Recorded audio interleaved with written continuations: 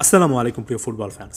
Jordan বনাম আর্জেন্টিনার মধ্যকার এই ম্যাচটা নিয়ে আলোচনা করব, তবে তার আগে সংক্ষেপে একটু বলে নিই। সর্বশেষ যে দুটো ভিডিও বানালাম মাতিয়াস কুনিয়া বা থিয়াগো আলমাদার পজিশন বা ট্যাকটিক্স নিয়ে, এগুলো আমি এখন একটু বেশি বানানোর চেষ্টা করছি, কারণ আমার কাছে মনে হচ্ছে বর্তমান সময়ে এসে ইনফরমেশনে অনেক সোর্স আছে, ট্যাকটিক্স নিয়ে আমাদের একটু গভীরে যাওয়ার সময় এসেছে, কারণ অনেকের অনেক প্রশ্ন থেকে যায়। এটার ভিত্তিতে এগুলোতে জোর দিচ্ছি, আপনারাও দেখার সময় এগুলোতে একটু জোর দেওয়ার চেষ্টা করবেন, এই আহ্বান থাকবে।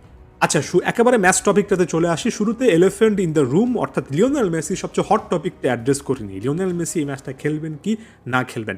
প্রথমত ধারণাটা এ জায়গা থেকে তৈরি হয় এবং এটার সাথে আমি একমত, যেহেতু লিওনেল মেসি 39 বছর বয়সী, যেহেতু লিওনেল মেসি টানা খেলার মধ্যে আছেন, এই সময়টাতে একটা ম্যাচে তাকে বিশ্রাম দেওয়াটাই সবচেয়ে বেস্ট, এবং আমি সত্যিকার অর্থে লিওনেল মেসিকে বিশ্রাম দেওয়ার পক্ষে।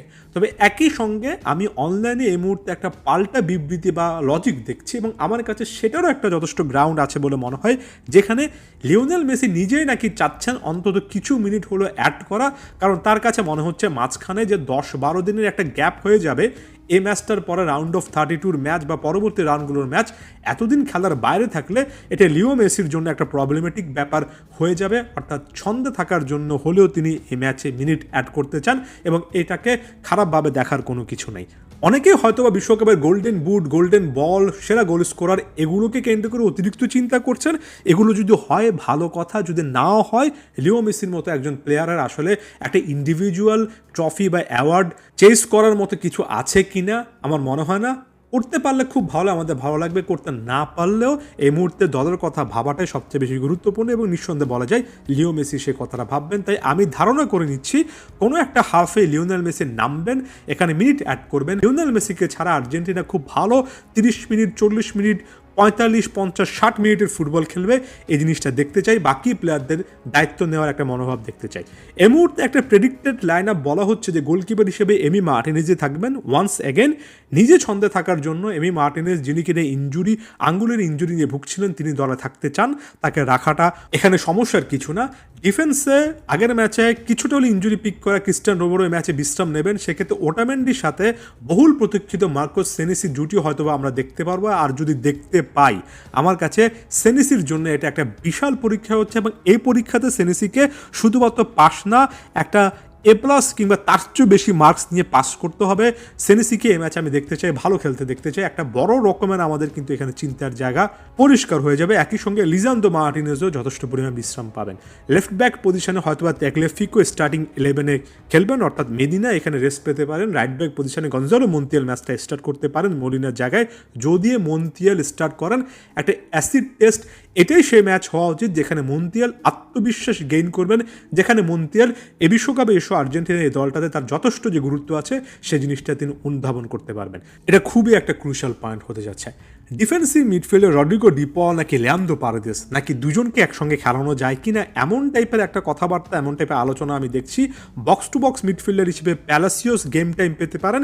প্যালাসিওস বিশ্বকাপের আগে প্রস্তুতি ম্যাচগুলোতে ভালো করছেন, একটা লম্বা সময় ধরে আর্জেন্টিনার একজন ব্যাকআপ মিডফিল্ডার হিসেবে ভালো করছেন। প্যালাসিওসের কাছ থেকে একটা রক সলিড পারফরমেন্স চাই, যেমনটা দেখতে চাই লেফট সাইডে লেফট মিডফিল্ডার পজিশনে জোভানি লো চেলসো যদি সুযোগ পান, ও যে এমি বুয়েন্দিয়ার জায়গায় লো চেলসো যে জায়গাটা ডিজার্ভ করতেন স্কালোনি সিস্টেমে, সেটা প্রমাণ করার আরও একটা সুযোগ আসবে। যদিও বুয়েন্দিয়াকে কেন্দ্র করে সামনে আলোচনা বাড়বে আমি জানি, তবে আমার কাছে মনে হয় স্কালোনির সিদ্ধান্ত এখানে বড় রকমের ভুল আমি দেখিনি। লো চেলসোকে সেটা প্রমাণ করতে হবে। এখানে ভ্যালেন্টিন বার্কো নামক আরও একটা প্লেয়ার কিন্তু আছেন যিনি এই পজিশনটাতে খেলতে পারেন, অর্থাৎ এখানে বার্কোকেও সুযোগ দেওয়া, ফার্স্ট হাফে না হলেও সেকেন্ড হাফে গেম টাইম দেওয়ার একটা ব্যাপার আছে।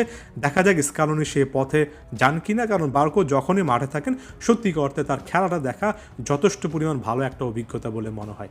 এরপর যদি আমি ফাইনাল থার্ডের ইকুয়েশনে চলে আসি, রাইট উইংটাতে জুলিয়ানো সিমিওনি, লেফট উইংটাতে নিকো গঞ্জালেস, আপাত দৃষ্টিতে তাদের চান্সেস বেশি বলে মনে হচ্ছে। যদিও এখানে রাইট হাফ স্পেসের সে জায়গাটায় নিকো পাস ইকুয়েশনে চলে আসতে পারেন। নিকো পাস যদি ইকুয়েশনে চলে আসেন, তার মানে যে জুলিয়ানো সিমিওনি বাদ পড়বেন সেটা নয়, সেক্ষেত্রে অন্য ফ্ল্যাঙ্কে এসে হয়তোবা নিকো গঞ্জালেস একটা সেকেন্ড অপশন হয়ে যাবেন। সেটা হলে কোনো রকমের সমস্যার জায়গা নেই, এখানে থিয়াগো আলমাদো রেস্ট পাবেন, এই জিনিসটা আশা করছি।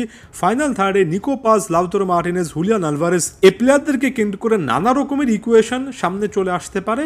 আমার কাছে মনে হয় দিন শেষে হয়তো হুলিয়ান আলভারেজই সুযোগ পাবেন, তবে লাউতারো মার্টিনেজকে সেই গোলটা চেস করার জন্য যদি সুযোগ দেওয়া হয় আমি খুব অবাক হব না।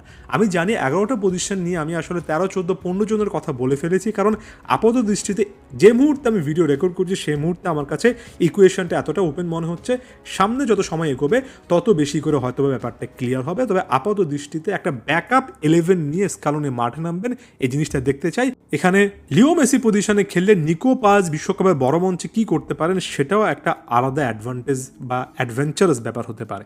আমি জর্ডানের ক্ষেত্রে চলে যাই। যদিও শক্তিমত্তা আর্জেন্টিনার চেয়ে যথেষ্ট পিছিয়ে, বিশ্বকাপটা তাদের খুব একটা বেশি কাগজে কলমে ভালো যাচ্ছে না, তবে প্রতিপক্ষকে যথেষ্ট সম্মান এখানে জানাতে হবে। তবে খুব বেশি যে পরিচিত মুখ আছে অনেককে চিনি সেটা বলবো না। এখানে নাম্বার 10 হিসেবে যে মুসা তামারি খেলবেন তার খেলা এর আগে দেখেছি। নাম্বার 9 পজিশনে ওলোয়ানকে দেখা হয়েছে, ডিফেন্সিভ পজিশনে সেন্টার ব্যাক পজিশনে আল আরাবকে দেখা হয়েছে।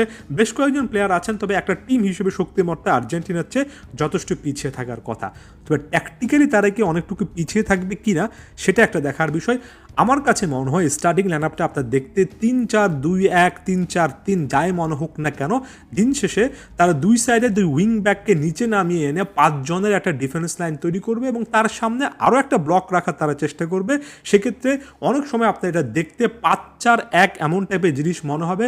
এক কথা বলা চলে লো ব্লক ডিফেন্সের বিপক্ষে আর্জেন্টিনার এই দলটার খেলতে হবে, এবং আর্জেন্টিনা যদি লো ব্লক কোনো একটা সিস্টেমের বিপক্ষে গিয়ে খেলে, অর্থাৎ যেখানে রীতিমতো বাস পার্কিং ডিফেন্স প্রতিপক্ষ করবে, এমন অল্প স্পেসের মধ্যে লিওনেল মেসি মাঠে না থাকলে ফ্লুইড মুভমেন্টের মাধ্যমে আর্জেন্টিনার বাকি প্লেয়াররা সেই কুইক ট্রানজিশনগুলো খুঁজে পাবেন কিনা, পকেট অফ স্পেসগুলো খুঁজে পাবেন কিনা, প্রতিপক্ষের লো ব্লক ডিফেন্স লাইন ভাঙতে পারবেন কিনা, এটা দেখাটা সত্যিকার অর্থে অনেক বেশি করে জরুরি। কারণ যখনই আর্জেন্টিনার মতো কোনো একটা দলের বিপক্ষে যারা স্লো বিল্ড আপ ফুটবল খেলে, অন্য একটা দল লো ব্লক খেলে, তখন অনেক সময় সেটা ভাঙতে কষ্ট হয়েছে, বিশেষ করে যখন লিওনেল মেসি মাঠে ছিলেন না। আমি দেখতে চাই এই ম্যাচটাতে অত বেশি কষ্ট হয় কিনা, কারণ এক এক দিন আপনি প্রতিপক্ষের অবস্থা অনুযায়ী এক এক জিনিস পাবেন। আর্জেন্টিন প্লেয়াররা যখন প্রতিপক্ষ একটু হাই প্রেস করে খেলে, যেমন অস্ট্রিয়া খেলেছিল, তখন স্পেস বের করে আনতে পারেন তাদের অফ দ্য বল মুভমেন্টের মাধ্যমে। সেই জিনিসটা আমি এর আগেও দেখেছি। এখন এমন একটা ম্যাচ দেখতে চাই যেখানে প্রতিপক্ষ আসলে জমাট ডিফেন্স করার চেষ্টা করবে এবং আর্জেন্টিন ইয়াংস্টাররা সেটা ভাঙার চেষ্টা করবেন। বিশেষ করে আরও একবার বললাম, এখানে লিওনেল মেসির উপর নির্ভরতা কমিয়ে বাকি কোনো একজন দুজন প্লেয়ারকে এগিয়ে আসতে হবে। 2022 বিশ্বকাপে হুলিয়ান আলভারেজের 4টা গোল আমরা দেখেছিলাম, এনজো ফার্নান্দেসের একেবারে রাইট মোমেন্টে গোল পাওয়া, ম্যাকঅ্যালিস্টারের গোল পাওয়া আমরা দেখেছিলাম। আমরা ফাইনাল থার্ডে লাউতারো মার্টিনেজকে মিস করেছি 24 কোপা আমেরিকাতে, সেটা তিনি প্রমাণ করেছেন। এবার একই রকমের সমীকরণে আমরা আর পড়তে চাই না। আমরা নিকো পাস কিংবা ভ্যালেন্টিন বার্কো এই টাইপের কোনো একজন ইয়াংস্টার প্লেয়ারকে সামনে নিয়ে আসতে চাই এবং দেখতে চাই যে আসলে তারা ক্রিটিক্যাল মোমেন্টে বড় মঞ্চে পারফর্ম করতে পারেন কিনা। সব কথা শেষ কথা, একটা কনভিনসিং ভিক্টরির মাধ্যমে গ্রুপ পর্বটা শেষ করে নক আউটের প্রস্তুতি নেওয়ারও একটা ব্যাপার আছে, এবং সেই প্রস্তুতির লক্ষ্যে এই ম্যাচটাতে একটা টিম হিসেবে শুধুমাত্র একজন দুজনের উপর নির্ভর না করে একটা প্রপার টিম হিসেবে বেটার ফুটবল দেখা চাই। ধন্যবাদ সবাইকে।